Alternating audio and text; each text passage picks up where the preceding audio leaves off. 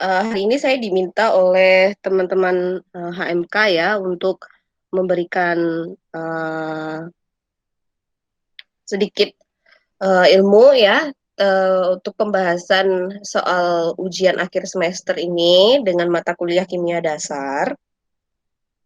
Kemarin saya dikirimkan sama teman-teman HMK ya tentang soalnya ada dua soal di sini.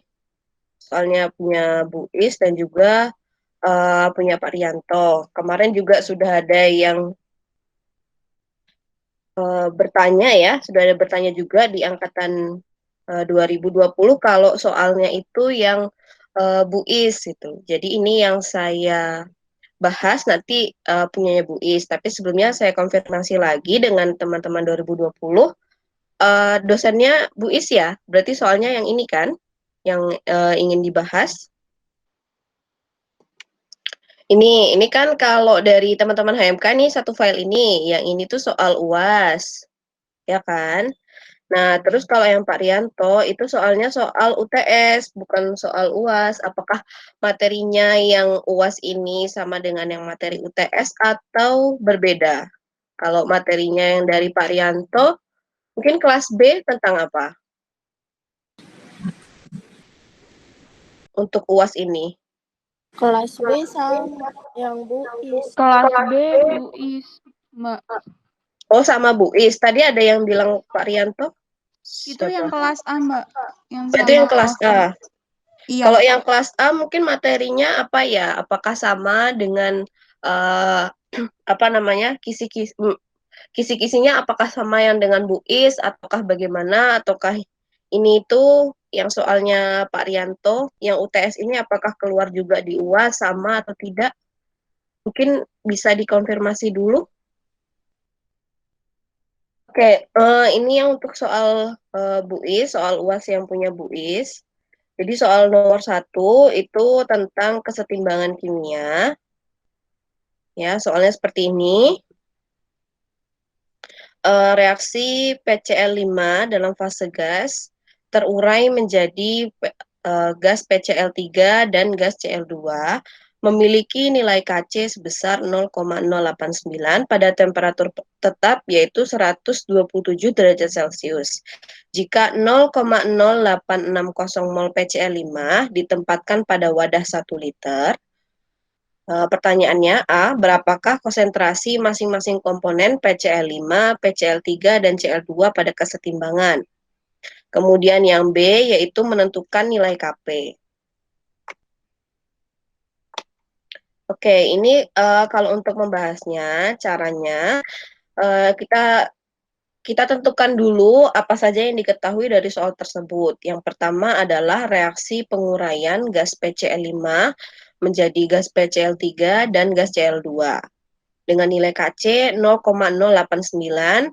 Kemudian tadi sudah ada ditentukan jika 0,080 mol PCl5 ditempatkan pada wadah 1 liter. Itu artinya konsentrasi mula-mula ya atau konsentrasi awal dari PCl5 sebelum terurai adalah 0,0806 mol dalam 1 liter atau dalam wadah 1 liter. Kemudian kondisi temperaturnya itu tetap yaitu 127 derajat Celcius. Kita ubah dulu ya ke dalam satuan Kelvin. Jadi nanti silahkan mencari lagi untuk mengubah konsentrasi untuk mengubah satuan derajat Celcius menjadi Kelvin itu dijumlahkan berapa? Ya, yang jelas 127 derajat Celcius itu sama dengan 400 Kelvin. Oke, yang pertama kita buat dulu persamaan reaksinya, reaksi penguraian PCl5 menjadi PCl3 dan Cl2. Kemudian pada kondisi mula-mula ya, itu artinya konsentrasi awal dari PCl5 tadi 0,0860 ya. Kalau pada kondisi mula-mula berarti konsentrasi PCl3 dan Cl2 itu belum terbentuk. Ya kan? Nah, jika kondisinya belum terbentuk, maka reaksi yang terjadi pada kondisi mula-mula kan konsentrasi PCl3 dan Cl2 itu kita belum tahu berapa yang terbentuk. Kemudian pada saat bereaksi dan pada saat setimbang kita belum tahu konsentrasinya berapa, ya, karena itu yang ditanyakan di poin A, yaitu berapa konsentrasi masing-masing komponen PCl5, PCl3, dan Cl2 pada kesetimbangan. Nah, yang perlu kita ketahui yang pertama adalah jika kondisi Qc sama dengan Kc, ya, nanti silahkan periksa lagi catatannya ya, pengertian dari Qc dan Kc, yang jelas ini terkait dengan konstanta kesetimbangan ya. Jika kondisi Qc itu sama dengan Kc, maka reaksi itu telah mencapai kesetimbangan ya, telah mencapai kesetimbangan. Artinya dalam reaksi ini ya, dalam reaksi ini kondisinya itu telah mencapai kesetimbangan. Nah, jika kita sudah tahu dia kondisinya telah mencapai kesetimbangan, maka kita dapat memisalkan bahwa kondisi saat bereaksi itu dinyatakan dengan mol sebesar X. Kita dapat memisalkan seperti itu. Jadi untuk kondisi reaksi atau saat bereaksi, mol yang bereaksi atau mol PCl5 yang terurai itu sebesar min X ya, artinya berkurang sebesar X. Kemudian kondisi mol yang bereaksi untuk PCl3 dan Cl2 itu terbentuk sebesar X. Seperti ini. Nah, nanti pada kondisi setimbang ya, pada kondisi setimbang, mol mula-mula dari PCl5 itu dikurangi dengan mol reaksi atau dikurang X. Jadi 0,0860 dikurangi X. Kemudian pada kondisi setimbang untuk PCl3 dan Cl2 itu sebesar molnya sebesar X. Nah,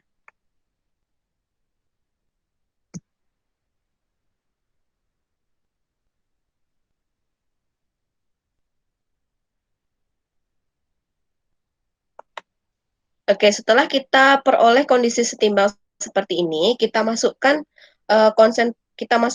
ya konsentrasi setimbang ini ke dalam persamaan Kc tadi. Jadi kan kalau kita ingin menentukan nilai Kc atau konstanta kesetimbangan, ya, ini kan dengan membagi ya konsentrasi produk dengan konsentrasi reaktan. Berarti penulisannya Kc sama dengan PCl3 dikali dengan Cl2 dibagi dengan PCl5. Untuk pangkat dari masing-masing konsentrasi reaktan dan produk ini itu adalah pangkat 1. Ya, karena koefisien reaksi pada PCl5, PCl3, dan Cl2 itu adalah 1. Kalau semisal koefisien reaksi dari PCl5 ini adalah 2, ya, kemudian PCl3 ini adalah 2, dan Cl2 ini adalah 2, maka PCl3 itu dipangkatkan dengan 2, Cl2 dipangkatkan dengan 2, PCl5 dipangkatkan dengan 5. Jadi untuk mengetahui nilai pangkatnya ini, ya, itu berdasarkan dari koefisien reaksi, gitu ya. Karena ada persamaan-persamaan lain itu yang menggunakan konsentrasinya ini ada yang dipangkatkan, itu artinya dipangkatkan dengan nilai koefisien reaksi. Tapi kalau ini karena koefisien reaksinya adalah 1, maka dipangkatkan dengan 1. Biasanya kalau dipangkatkan 1 juga tidak perlu dituliskan. Oke, setelah itu kita masukkan nilainya. Ingat untuk nilai Kc itu adalah 0,089, jadi tinggal dimasukkan saja. Kemudian konsentrasi ataupun jumlah mol dari PCl3, Cl2, dan PCl5 ini tinggal kita masukkan saja. X dibagi 0,0860 dikurangi X. Oke, sorry, ini kita melambangkan atau menuliskan konsentrasi ya. Itu tadi bukan dalam mol ya, tetapi dalam satuan molar ya. Cuman kebetulan dari soal ini teman-teman tidak harus merubah menjadi molar karena tadi disampaikan bahwa jika konsentrasinya itu 0,080 mol yang ditempatkan pada wadah 1 liter. Artinya itu sudah langsung 0,0860 molar ya. 0,0860 molar. 0,0860 molar ya. Jadi ini satuannya ingat dalam molar. Oke, kemudian ini tinggal kita operasikan saja ya. Ini kita kali silang. Ini kita kali sini, ini kita kali ke sini. Nanti kita akan memperoleh persamaan sebagai berikut ya. 7,654 dikali 10 pangkat min 3 dikurangi 0,089 X sama dengan X kuadrat. Jadi yang KC ini dikalikan dengan PC5, kemudian CL3 dikali dengan CL2. Karena dia dikali dengan 1 kan. Di sini misal dia adalah pecahan desimal 1. Gitu. Nah, kita akan memperoleh hasilnya ini. Nah, ini kan merupakan ini kan persamaan aljabar, jadi tinggal kita pindah ruaskan semua ya, kita kumpulkan di ruas kanan, berarti X kuadrat ditambah dengan 0, yang ini kalau pindah kan dia jadi positif, 0,089X dikurangi, ini kenapa dikurangi, karena ini nilainya positif, pindah ruas dia menjadi negatif, kurangi negatif 7,654 kali 10 pangkat min 3. Kalau mengikuti penyelesaian persamaan aljabar ya, ini kita simbolkan sebagai A, ini B, ini C ya, atau nilai angka ya, bukan yang huruf, itu kita simbolkan A, B, dan C. Nanti kita bisa menggunakan penyelesaian nilai X itu dengan persamaan sebagai berikut ya, atau rumus ABC. Ya, nanti tinggal dicari saja. Kemudian nanti akan kita peroleh dua nilai ya. Yang pertama itu nilai X sebesar 0,0153 dan nilai X sebesar min 0,073. Nah, yang memungkinkan pada persamaan reaksi pada reaksi ini itu yang nilainya positif, maka kita akan menggunakan nilai 0,0153 sebagai produk yang diperoleh atau nilai molar yang kita peroleh untuk menentukan konsentrasi masing-masing reaktan dan juga produk.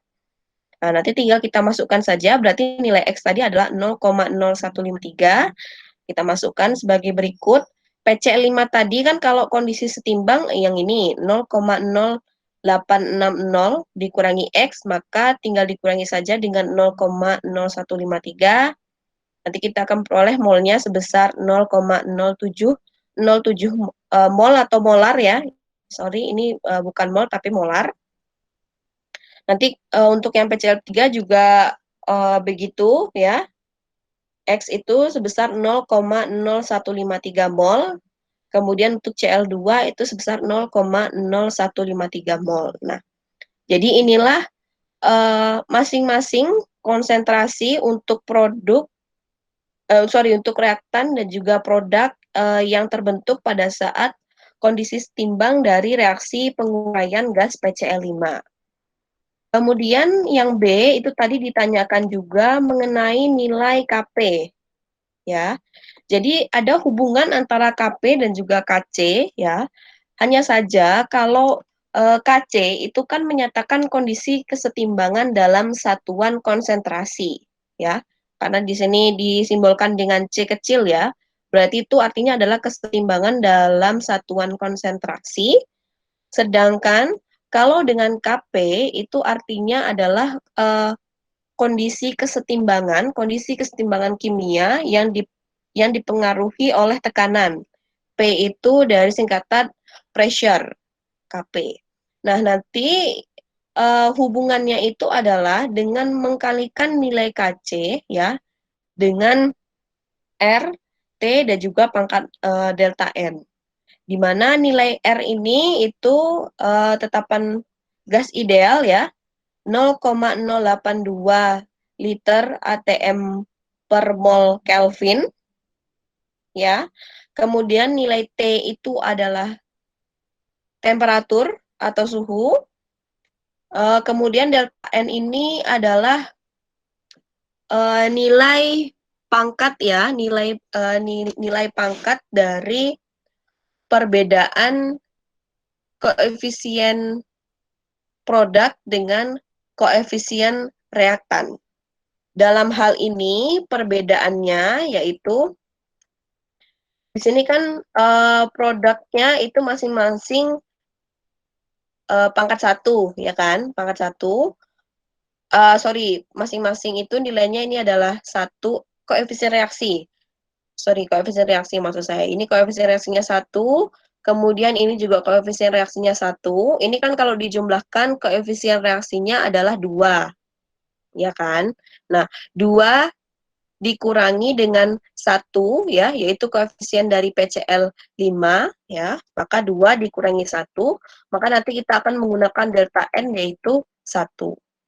Oke, tinggal dimasukkan saja. Kalau Kc itu kan dia tidak memiliki satuan, tinggal dituliskan 0,089 dikali 0,082 dikali dengan 400 dipangkatkan dengan 1. Nanti silakan melakukan operasi pengkalian menggunakan kalkulator masing-masing dari kalian. Maka akan diperoleh nilai Kp yaitu sebesar 2.919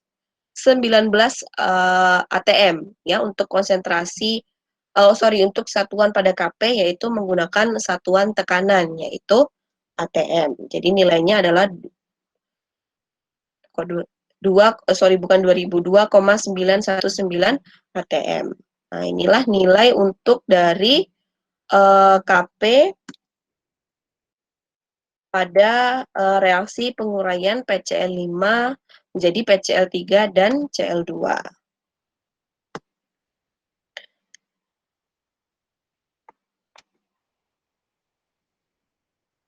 Oke, kemudian untuk soal nomor 2 ya, yaitu suatu reaksi oksidasi senyawa organik diketahui mengikuti orde 1 dan memiliki waktu paruh selama 20 menit. Jika konsentrasi awal senyawa adalah 1,2 molar, tentukan A. Waktu yang diperlukan agar sisa reaksi adalah 10% konsentrasi semula. Kemudian B. Menentukan konsentrasi reaktan yang telah teroksidasi selama 4 jam. Oke, yang pertama yang perlu saya koreksi, ini tentang reaksi redoks dan kinetika ya. Jadi ini adalah gabungan tentang peristiwa redoks dengan kinetika kimia. Nah, untuk reaksi oksidasi yang terjadi di sini hanya saya umpamakan reaksi oksidasi pada suatu senyawa organik. Di sini saya menggunakan senyawa organik sederhana yaitu golongan alkohol. Itu akan dioksidasi menjadi asam karboksilat ya, di mana kalau kondisi reaksi oksidasi itu adalah melepaskan 1 elektron. Maka ini saya tulis persamaannya seperti ini ya. Ini sebenarnya hanya untuk mempermudah kita dalam menuliskan yang diketahui pada soal tersebut. Kemudian konsentrasi mula-mula ya. Konsentrasi awal atau konsentrasi mula-mula dari senyawa organik itu adalah 1,2 molar. Nah, karena kita ada bermain dengan kinetika, maka akan saya tuliskan konsentrasi itu simbolnya adalah A0 sebesar 1,2 molar dengan waktu paruh T setengah itu sebesar 20 menit. Ingat, pada soal ini disebutkan bahwa reaksi oksidasi tersebut mengikuti reaksi orde 1. Reaksi mengikuti orde 1 itu persamaan reaksi yang digunakan ya. Ln konsentrasi mula-mula dibagi dengan konsentrasi akhir dikali sama dengan min K dikali T. Tapi K dikali T juga bisa ya. Ini untuk reaksi orde 1. Mungkin kalau teman-teman ingat ya, kalau reaksi orde 1 itu grafiknya kan akan turun seperti ini ya. Nah, itu nilai K itu kan adalah slope dari persamaan garis ini atau nilai slope dari operasi garis linear ini, maka nilai K itu sebenarnya adalah min K, gitu kan.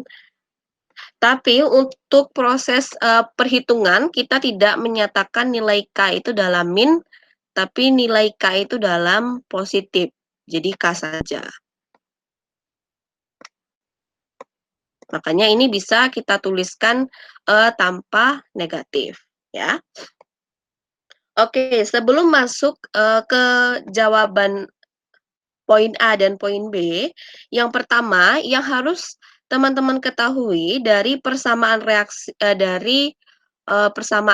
redoks ini adalah nilai K atau konstanta laju reaksi untuk reaksi oksidasi pada senyawa organik ini. Ya, jadi kita harus mengetahui dulu dari nilai konstanta laju reaksi. Nah, untuk menentukan konstanta laju reaksi, teman-teman sudah diuntungkan dengan adanya kondisi waktu paruh. Jadi dengan menggunakan waktu paruh, kita bisa menentukan konstanta laju reaksi. Kita tetap menggunakan persamaan yang ini, hanya saja nanti bentuk persamaannya berubah. Ln A0 dibagi dengan ln A waktu paruh.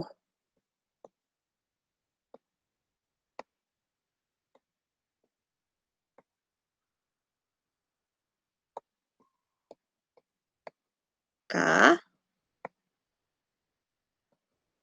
dikali dengan T waktu paruh atau T setengah.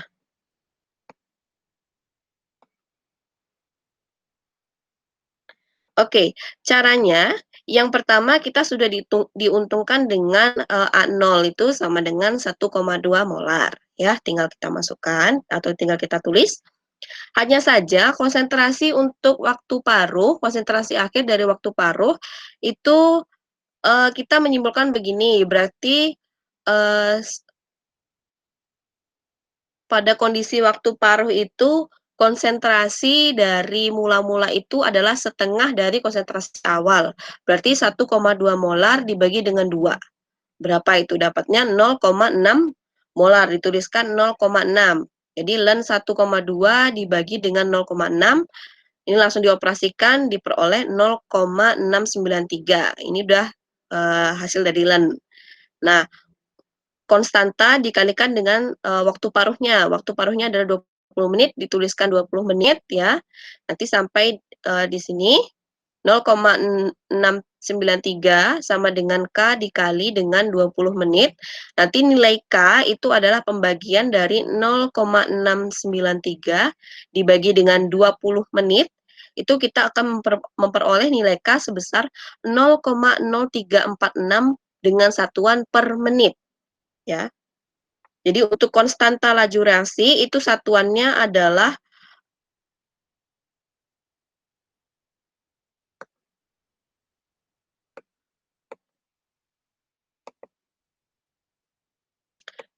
satuan per waktu.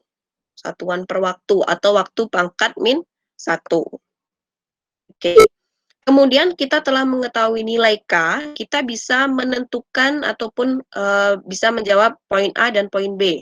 Untuk poin A, waktu yang diperlukan agar sisa reaksi ya atau sisa konsentrasi dari mula-mula atau sisa konsentrasi dari senyawa organiknya itu adalah 10% dari konsentrasi semula. Yang pertama kita harus mengetahui dulu ya itu nilai AT-nya. Ya, nilai AT-nya. Nilai AT-nya itu berarti adalah A0 dikali dengan 10%. Atau 1,2 molar dikali dengan 10%, ya, itu nilainya adalah, atau hasilnya adalah 0,12 molar. Berarti ln 1,2 dibagi dengan ln 0,12, ya, sama dengan nilai K-nya tadi sudah kita cari, tinggal dimasukkan saja, 0,0346 per menit dikali dengan T, karena kita ingin mencari waktunya. Nah, ini tinggal dioperasikan saja dari persamaan dari ln didapatkan 2,302 sama dengan 0,0346 per menit. Nah, untuk mencari nilai T-nya kan hanya dengan membagi 2,302 dibagi dengan 0,0346 per menit, ya. Nanti kalau kita mencari T, berarti satuan per menit ini akan naik ke atas, ya, karena kan dia yang 2,3 tadi dibagi 0,0346 kan per menit juga ini. Per menit. Nah, ini karena dia satuannya per menit, ini kan kalau dia naik ke atas, ya, itu berarti satuannya adalah menit. Jadi nanti ini hasilnya T sama dengan 66,54 menit. Ya, ini berarti waktu yang diperlukan agar sisa reaktan itu adalah 10% konsentrasi semula itu sebesar waktunya itu sebesar selama 66,54 menit. Atau kalau kita sederhanakan, ya, itu sama dengan 1 jam 54 menit. Nah, ini untuk waktu agar sisa reaktan adalah 10% dari 10% konsentrasi semula. Kemudian untuk yang B, kita ingin mengetahui, ya, konsentrasi reaktan yang telah teroksidasi selama 4 jam. Ya, 4 jam ini kita ubah lagi menjadi satuan menit, ya. Nah, terus ini kita masukkan ke persamaan yang tadi, ln 1,2 per AT 4 jam, ya. Per AT 4 jam, karena ini yang ingin kita cari, sama dengan 0,0346 per menit dikali 240 per menit, ya. Jadi tadi yang jadi tadi yang satuannya jam diubah menjadi satuan menit, dan menitnya bisa kita coret, ya. Jadi nanti dia tinggal satuan molar, ya, satuan molar, ya. Nah, ini tinggal dikalikan didapat 8,304. Nah, di sini kan ini ln, kemudian ini tidak ada. Nah, ini kita anti-ln-kan, ya. Ini kita anti-ln, berarti di sini ln-nya sudah tidak ada, tapi di sini menjadi E pangkat 8304. Kalau teman-teman berhitung menggunakan kalkulator, kebetulan saya punya kalkulator merek Casio FX 3650P, ya, untuk serinya. Itu caranya dengan mengklik tombol shift, kemudian tekan tombol ln. Nah, itu nanti udah dapat tulisan E, ya, nanti dipangkatkan, baru ditulis 8,304. Atau ada juga yang shift, ln, ya, kemudian nanti langsung ditulis 8,304. Nah, nanti akan diperoleh nilai, ya, atau angka sebesar 4040,0000 gitu. Jadi ini komanya tidak saya tuliskan, ya. Jadi nanti langsung saja kita cari nilai AT-nya, itu kan berarti dengan cara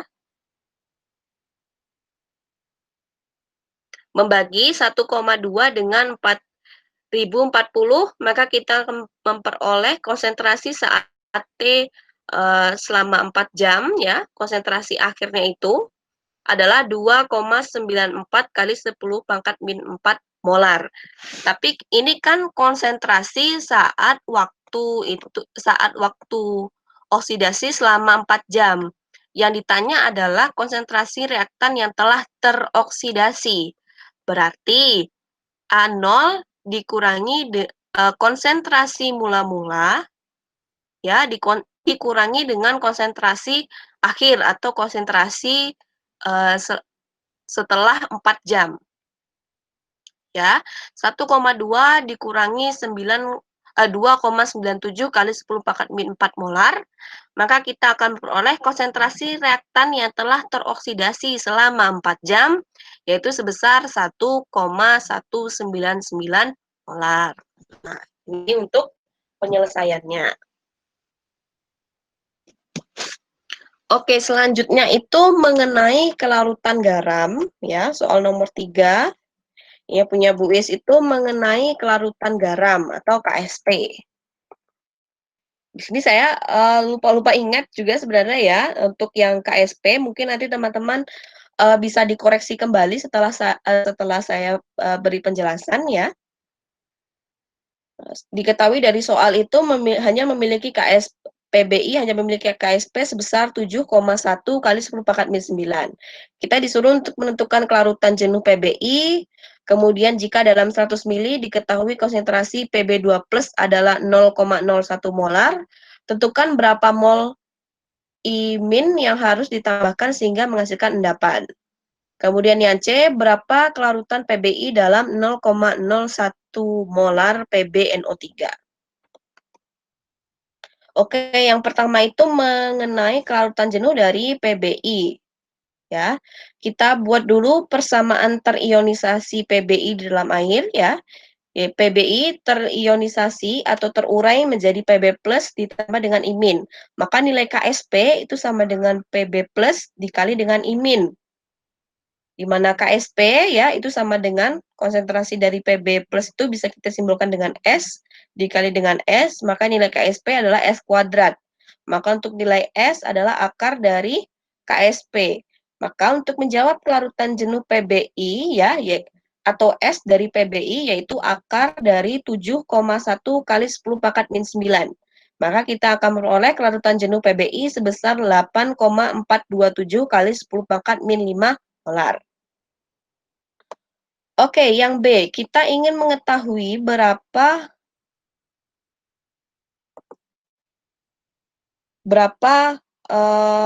mol Imin yang harus ditambahkan sehingga menghasilkan endapan. Ya. Jadi misalkan ada dalam suatu wadah wadah gelas beker 100 mili ya. Di sana itu ada Pb2+ dengan konsentrasi 0,01 molar ya. Berapa konsentrasi iodin berapa mol iodin yang diperlukan ya untuk terbentuk endapan. Ini nilai KSP-nya 7,1 kali 10 pangkat min 9. Masih dengan menggunakan persamaan yang tadi ya. Terus kemudian kita masukkan KSP sama dengan Pb+ dikali Imin. Nah, ini 7,1 dikali 10 pangkat min 9 sama dengan 0,01 dikali dengan I. Nah, kita ingin tahu konsentrasi I-nya itu berapa. Berarti kan itu dibagi ya. 7,1 kali 10 pangkat min 9 dibagi 0,01. Ya kan? Kita akan peroleh konsentrasi I itu sebesar 7,1 kali 10 pangkat min 7. Tapi yang ditanya itu apa? Yang ditanya itu berapa mol? Berapa mol yang diperlukan? Berarti ini ada tambahan ya. Tidak saya tulis di jawaban, mungkin bisa dicatat bareng-bareng. Kita ingat yang seperti ini, molar itu adalah dari mol per volume.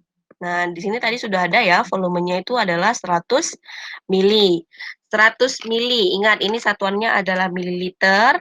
Kita ubah dulu menjadi satuan liter ya, itu adalah 0,1. Ya, 0,1 liter. Maka kita hanya membagi 7,1 kali 10 pangkat min 7 molar ya, dibagi dengan konsentrasinya. Benar tidak? 10, 2 sama dengan 5. Oh, sorry, dikali ya. Berarti untuk menentukan mol ya, itu sama dengan molar dikalikan dengan volume. Berarti nanti yang ini itu dikali dengan ini. Berapa itu? 7,1 kali 10 pangkat min 7. 10 pangkat min 7 dikali dengan 0,1. Nah, berarti 7,1 kali 10 pangkat min 8. Ya. Ini nggak ada anunya. Tidak kayak yang di Google Classroom sudah ada ini. Kali 10 pangkat min 8 mol. Ya, cukup rendah ya.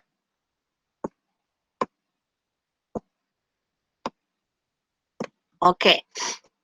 Ini untuk jawaban yang B, kemudian untuk jawaban yang C, itu kita disuruh untuk menentukan berapa kelarutan PBI dalam PbNO3 0,01 molar. Yang pertama yang harus teman-teman ketahui, mengapa kita perlu menentukan kelarutan PBI dalam PbNO3. Apa sebenarnya hubungannya? Jika keduanya ini diuraikan, maka akan dituliskan dalam persamaan berikut ya. PBI kok terurai PB plus tambah Imin. Kemudian kalau PbNO3 terurai itu PB plus ditambah NO3 min. Artinya kalau keduanya ini dilarutkan secara bersamaan, itu ada pengaruh yang namanya ion senama. Ya, untuk mengetahui pengaruh ion senama ini ya terhadap kelarutan, tinggal kita masukkan seperti ini. KSP dari PBI itu kan S pangkat 2. Ya. Hanya saja nanti KSP PBI itu sampai dengan PB plus dikali dengan NO3 min. Nah, yang dicari itu nilai PB plusnya. Jadi 7,1 kali 10 pangkat min 9 sama dengan yang ini kita cari, PB plus, dikalikan dengan konsentrasi PbNO3, yaitu 0,01 molar. 0,01 molar. Maka kita akan memperoleh PB plus sebesar ya 7,1 kali 10 pangkat min 9 dibagi dengan 0,01 diperoleh kelarutan PBI dalam PbNO3 ya sebesar 7,1 kali 10 pangkat min 7 molar. Seperti ini. Ini untuk jawaban soal nomor 3.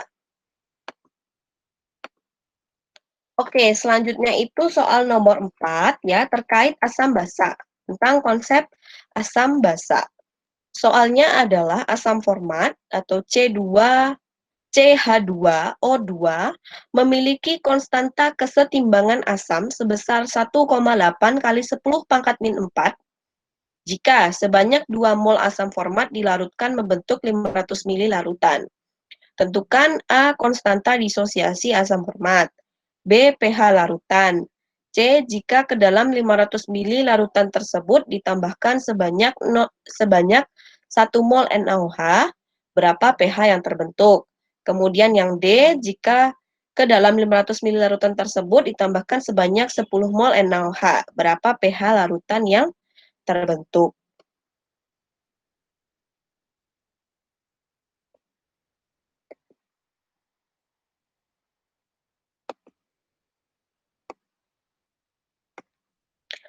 Oke, dari soal itu yang kita ketahui adalah asam format itu CH2O2 atau kalau kalian lebih kenal lagi mungkin CHOOH.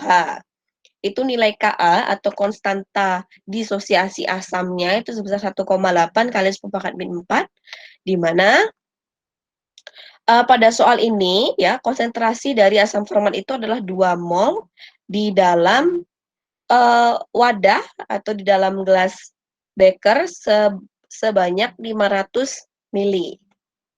Nah, yang pertama itu ditanya adalah konstanta disosiasi asam. Ya, konstanta disosiasi asam format atau pKa. Mungkin ada yang mengenal konstanta disosiasi asam, bisa juga derajat disosiasi asam. Itu biasanya ada yang menyebutkan seperti itu juga. Atau sama ya, istilahnya itu adalah pKa. Untuk mencari pKa, itu cukup dengan melakukan operasi pKa sama dengan min log Ka. Jadi nilai Ka ini tinggal kita logkan. ya. Min log 1,8 kali 10 pangkat min 4, ini kalau penyederhanaannya kan berarti 4 dikurangi log 1,8. Maka kita akan peroleh pKa sebesar 3,745 atau 3,75. Ini nilai pKa dari asam format. Kemudian untuk pH larutan dari asam format ya, pada kondisi atau pada konsentrasi sebanyak 2 mol di dalam 500 ml, H plus sama dengan akar dari Ka dikalikan dengan konsentrasi asam format ya. Nah, ini untuk konsentrasi asam formatnya dalam satuan molar. Artinya kita membagi 2 mol dengan 0,5 liter. Ya, 0,5 liter. Itu akan diperoleh konsentrasinya itu sebesar 4 molar. Sorry kepanjangan. Oke, 4 molar. Nah, tinggal kita operasikan saja, kemudian kita akarkan, kita akan peroleh nilai H plus sebesar 0,0268. Nah, pH sama dengan min log H plus min log 0,0268. Nah, kita akan peroleh pH sebesar 1,57. Nah, ini untuk pH dari asam format dengan konsentrasi 4 molar. Oke, yang C dan yang D itu tentang buffer ya, tentang kesetimbangan asam, tentang kesetimbangan larutan asam dan juga larutan basa. Jadi, ilustrasinya itu bisa saya simbolkan seperti ini ya. Pada kondisi 500 ml asam format ya, dengan konsentrasi sebanyak 2 mol, itu kita tambahkan dengan 1 mol NaOH. Ya, kita tambahkan dengan 1 mol NaOH. Nah, itu berapa pH dari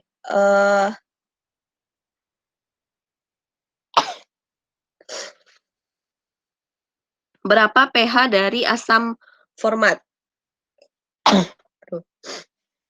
Sorry ya, saya agak masuk angin. Berapa pH asam format ya? pH akhir dari asam format setelah ditambahkan dengan 1 mol NaOH. Nah, ini kita menggunakan konsep mol juga ya. Untuk penyelesaiannya, kita menggunakan konsep mol. Kita buat dulu persamaan reaksinya ya. Persamaan reaksi jika asam format direaksikan dengan NaOH. Saya harap teman-teman semua itu sudah memahami konsep tentang penulisan persamaan reaksi. Ya, karena ini reaksi asam basa, maka jika ada reaktan asam dan basa ya dicampurkan, maka produk yang dihasilkan itu adalah garam dan juga air. Jadi ini asam CHOOH ya atau asam format direaksikan dengan NaOH. Dengan NaOH, maka dia akan menghasilkan natrium format dan H2O ya, karena dia pH-nya kan nanti jadi netral. Cuman karena ini penambahannya adalah 1 mol NaOH, maka kemungkinan pH yang terbentuk itu belum mencapai pH netral ya. Nah, ini baru kita cari ya ke dalam konsep mol ya. Pada kondisi mula-mula mol asam format itu 2, mol NaOH itu adalah 1. Nah, saat bereaksi mol NaOH ditetapkan sebagai reaksi pembatas ya. 1, 1, 1, 1. Nah, nanti pada kondisi setimbang ternyata masih ada sisa mol asam format dan mol garam natrium format yang terbentuk adalah 1. Berarti dia membentuk larutan penyangga. Apa arti dari larutan penyangga? Arti dari larutan penyangga adalah larutan asam ataupun basa ya. Jika ketambahan dengan suatu senyawa yang dapat menaikkan pH-nya ya, larutan asam basa itu sendiri akan mempertahankan pH-nya sendiri. Tapi dalam hal ini, penambahan NaOH itu adalah setengah dari penambahan, maksudnya penambahan mol NaOH itu adalah setengah dari penambahan mol asam format, maka dia akan mengalami pergeseran pH ke kanan. Ya, akan mengalami pergeseran pH ke kanan atau makin meningkat. Nah, nanti kita bisa menggunakan rumus sebagai berikut ya untuk mencari H plusnya dulu. Saya terbiasa dengan mencari H plusnya dulu ya, Dek, baru diubah ke pH. Tapi kalau ada teman-teman yang sudah terbiasa dengan pH ya, nanti tinggal menggunakan pKa dikurangi dengan log dikalikan dengan log dari yang ini. Nah, itu tidak apa-apa. Hanya saja saya lebih terbiasa dengan mencari H plus terlebih dahulu gitu. Berarti H plus sama dengan Ka dikali mol asam lemah ya. Asam format ini adalah asam lemah ya. Kemudian dibagi dengan mol basa konjugatnya. Nah, ini mol basa konjugat atau mol garam yang dihasilkan. Berarti 1,8 dikali 10 pangkat min 4 dikali 1 dibagi dengan 1 ya. Maka kita akan peroleh nilai H plus itu sebesar 1,8 kali 10 pangkat min 4. Nah, nanti baru kita ubah menjadi satuan pH dengan cara mengkalikan min log dari H plus. Nah, diperoleh pH akhir dari asam format ya setelah ditambahkan dengan 1 mol NaOH itu sebesar 3,74.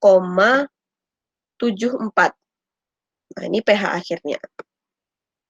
Kemudian kalau yang D itu ditambahkan dengan 10 molar NaOH. Artinya kita menambahkan 5 kali lipat konsentrasi NaOH yang lebih pekat dibandingkan dengan asam format itu sendiri. Berarti logikanya yang semula ini adalah pH-nya asam, dia akan meningkat ya, trayek pH-nya itu akan meningkat ke kanan, artinya dia pH-nya meningkat atau menjadi POH ya. Jadi POH atau menunjukkan pH basa. Ini sama seperti yang tadi ya. Seperti yang tadi, asam format ya direaksikan dengan NaOH akan menghasilkan garam natrium format ditambah dengan H2O. Ini kondisi mula-mula, ini molnya adalah 2, 10. Tidak terbentuk. Nah, pada kondisi reaksi ini ditetapkan sebagai reaksi pembatas. Nah, ini 2, 2, 2, 2. Nah, ternyata konsentrasi asam lemahnya itu habis. Tapi konsentrasi garamnya terbentuk 2 mol atau lebih besar dari yang sebelumnya. Nah, berarti dia tidak membentuk larutan penyangga, artinya pergeseran pH-nya ya itu sangat jauh gitu atau dia menuju ke pH basa. Maka kita tidak menggunakan kita tidak menggunakan H plus dalam mencari pH-nya, tapi dengan menggunakan OH- ya. Untuk persamaan ini, rumus OH- ya itu sebagai berikut. Akar dari KW dibagi dengan Ka dikali dengan konsentrasi garam. Konsentrasi garam di sini siapa? Itu adalah garam natrium format, ya. Berarti OH- sama dengan akar 10 pangkat min 4 dibagi 1,8 kali 10 pangkat min 4 dikali dengan mol garam 2. Ya, berarti OH- itu hasil dari operasi ini sama dengan 3,33 kali 10 pangkat min 5. Ya, ini untuk konsentrasi OH- di dalam campuran ini. Nah, dari OH- bisa kita ubah menjadi POH ya. Itu sama dengan mengoperasikan menjadi min log OH- ya. Berarti min log 3,33 kali 10 pangkat min 5 atau kalau disederhanakan sama dengan 5 dikurangi log 3,33. Itu kita akan peroleh POH sebesar 4,477. Nah, dari POH bisa kita ubah ke pH dengan cara pH sama dengan 14 dikurangi 4,477. Nah, kita peroleh pH campuran atau pH akhir sebesar 9,523 atau 9,52. Nah, ini untuk pH akhir dari campuran. Oh ya, di sini mungkin ada beberapa konstanta yang perlu teman-teman ketahui ya. Yang perlu teman-teman ketahui, yang pertama itu adalah tetapan konstanta W atau konstanta water ya. Itu nilainya adalah 10 pangkat min 14. Kemudian 14 ini dari mana, Mbak? 14 ini adalah dari nilai PKW. Ini kan asal mulanya pH itu sama dengan PKW dikurangi dengan pOH.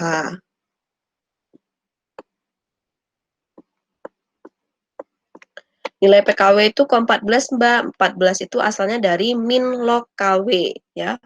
Itu senilainya adalah 14 karena satuan pH itu dituliskan dari 1 sampai dengan 14.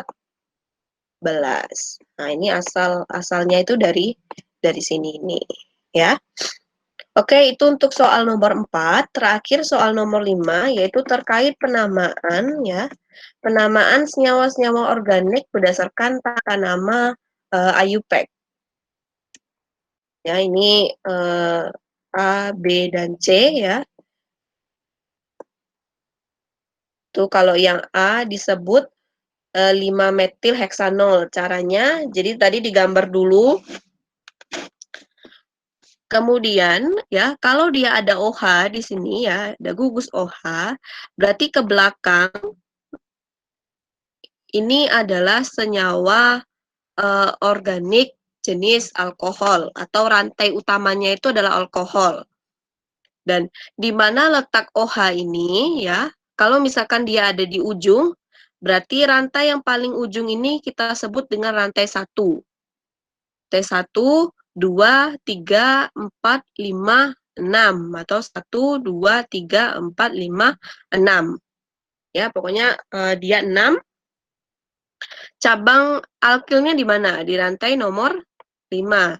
Kita tulis dulu dari posisi cabang alkil dan rantai utama. Itu 5-metil heksanol atau 5-metil 1 heksanol.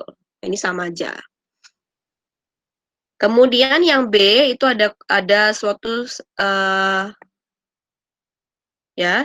senyawa kimia ya, di mana dia memiliki dia memiliki gugus rangkap 2 dan juga gugus karboksilat. Nah, penamaannya ya. Yang pertama, ini kan dia berada dalam satu rantai linier ya. Berada dalam satu rantai linier. Kemudian ini nggak ada OH-nya ya. Sorry. Saya hapus dulu. Tidak ada OH-nya, nanti teman-teman bingung. Oke, seperti ini ya. Jadi di sini itu adalah asam karboksilat ya, atau asam alkanoat ya. Ingat, penulisannya itu harus sesuai dengan IUPAC. Kalau IUPAC kita sebut dengan asam alkanoat. Nah, kemudian ini dari posisi pentennya ya. Pentennya juga di ujung. Nah, kita harus mengetahui dulu. Di sini yang dominan itu yang mana? Alkanoatnya atau ini rangkap 2. Itu dulu yang pertama. Yang harus kita utamakan itu yang mana? Sebagai rantai utama. Tapi ini kan posisinya di rantai utama semua ya. Nah, kalau ada gugus turunan senyawa alkana seperti OH, COOH, kemudian O, kemudian CO ya, aldehid dan lain-lainnya. Itu kita utamakan sebagai rantai utama. Jadi kalau ada alkenanya itu malah dianggapkan sebagai cabang ya, sebagai cabangnya. Cuman karena ini dia rantai utamanya, dia berada di rantai utama, maka kita tetapkan rantai utamanya itu adalah senyawa alkanoat. Cuman karena dia memiliki rangkap 2 di bagian akhir ya, di bagian akhir rantai, maka kita akan menuliskan ini rantai pertama rantai C pertama, kedua, ketiga, keempat, dan kelima. Kita tulis asam pentenoat. Pente itu dari penten ya, pentena, kemudian noat itu dari dari sini, alkanoat. Oke, kalau yang C ya itu ada suatu apa namanya? Suatu senyawa kimia dengan rumus struktur seperti ini. Ya, kita gambarkan dulu. Kemudian kita hitung ya, boleh dari sini juga sama aja. Tetapkan di sini 1, 2, 3, 4. Ya, berarti ada rantai cabang ya di nomor 2 yaitu 2 metil, 2 butena. Ini kan ada 4, 1 2 3 4. Kemudian dia alkena. Jadi dia 2 metil, 2 butena. Oke, ini yang untuk soal punya Bu Is ya. Soal UAS punya Bu Is. Ini soal yang punya Pak Rianto itu ternyata dikirimkan soal UTS ya. Mungkin untuk yang kelas A bisa bertanya apakah ini sama ya, materinya apakah sama atau berbeda, mungkin bisa dikonfirmasi dulu, atau dari teman-teman kelas B ada yang ingin ditanyakan terkait pembahasan yang sudah saya tuliskan, silakan.